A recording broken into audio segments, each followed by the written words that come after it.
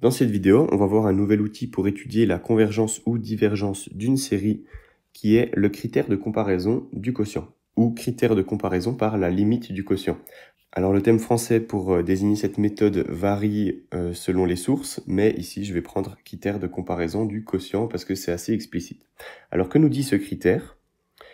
Il nous dit que si on a deux séries, donc somme des AN et somme des BN ici, à terme positif, eh bien si on fait la comparaison en l'infini du rapport entre les deux suites correspondantes et on obtient une limite L qui est un nombre réel positif, donc on a L qui est entre 0 et l'infini, eh bien si L est donc strictement supérieur à 0 et ne vaut pas l'infini, les deux séries convergent ou divergent ensemble. C'est-à-dire que si on sait que AN converge, eh bien, si on trouve cette limite L qui est un nombre fini supérieur à 0, on sait forcément que BN converge aussi. Et de la même manière, si AN diverge et qu'on a aussi cette limite, alors BN diverge. En fait, cette limite, elle nous indique qu'ils sont de même ordre de grandeur, AN et BN, et donc si l'un diverge, l'autre diverge aussi, si l'un converge, l'autre converge aussi. Alors comment on va appliquer ce théorème? La plupart du temps, on aura une seule suite à disposition et on devra savoir si elle converge ou elle diverge. Donc admettons, on a une suite AN dont on ne sait pas ce qu'elle fait. Le but, ce sera de prendre une suite BN qui aura à peu près la même forme. Par exemple, si notre suite AN, c'est quelque chose sur n cube, eh bien pour ma suite BN, je vais prendre du 1 sur n cube. Je sais que ça converge.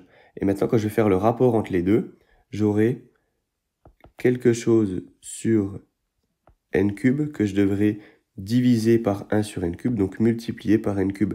Et ça va me simplifier ça, et j'aurai qu'à évaluer la limite de ce quelque chose.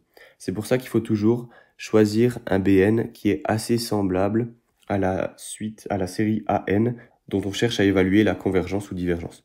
Donc maintenant, on va voir ça à travers quelques exemples. On commence avec notre premier exemple ici, donc 1 sur 5n plus 5. Comme je l'ai dit avant, on va prendre une série qui ressemble à peu près à la même chose. Donc ici, ce sera la série harmonique, parce qu'ici, on a du 1 sur 5n, donc là, on va prendre du 1 sur n. On sait que ceci, ça diverge. Maintenant, on va faire la comparaison entre les deux termes de notre série. Donc, la limite, quand n tend vers l'infini, et on fait 1 sur 5n plus 5 divisé par 1 sur n, donc simplement le n vient ici en haut.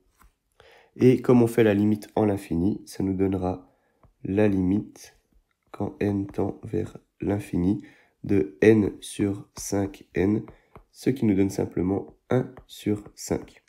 Et maintenant, on sait que 1 sur 5 est effectivement plus grand que 0. Donc on peut appliquer notre critère qui nous dit que comme la série harmonique ici qu'on a utilisée pour la comparaison diverge, alors 1 sur 5n plus 5 diverge aussi. On va faire maintenant ce second exemple qui est un petit peu plus compliqué parce que ici c'est compliqué de choisir avec quelle série on va la comparer. Sauf que on peut déjà se dire que ce qui est important, c'est les plus grands termes qui vont jouer à l'infini. Donc on peut essayer de comparer ça avec la série qui va de n égale 1 à l'infini des 4 puissance n sur 3 puissance n.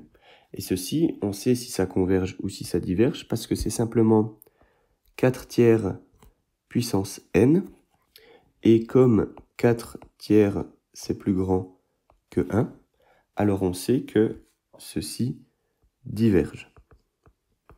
Maintenant, si on veut faire notre comparaison, donc on va faire la limite quand n tend vers l'infini de 4 puissance n sur 2 puissance n plus 3 puissance n divisé par 4 puissance n sur 3 puissance n. On voit que finalement, si on le réécrit, ça nous donne ceci avec là le 3 puissance n et là le 4 puissance n et une multiplication. Et ça vient nous simplifier le 4 puissance n qu'on a ici et là. et maintenant, on a simplement le 3 puissance n là-haut. Maintenant, ça, on peut multiplier par 1, mais ce 1, on va le noter 1 sur 3 puissance n et 1 sur 3 puissance n, comme ceci.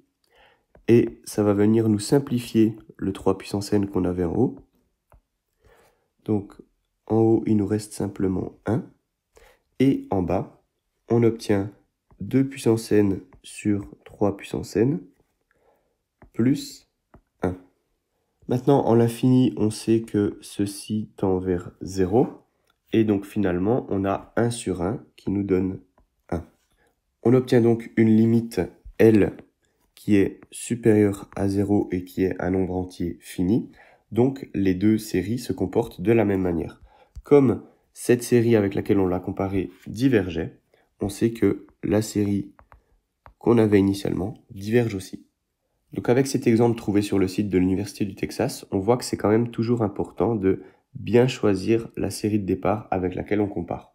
Ici, on a pris ce 4n sur 3 puissance n qui nous permettra, lors de la division, de simplifier ce 4 puissance n et d'avoir aussi un 3 puissance n qui pourra se simplifier plus tard.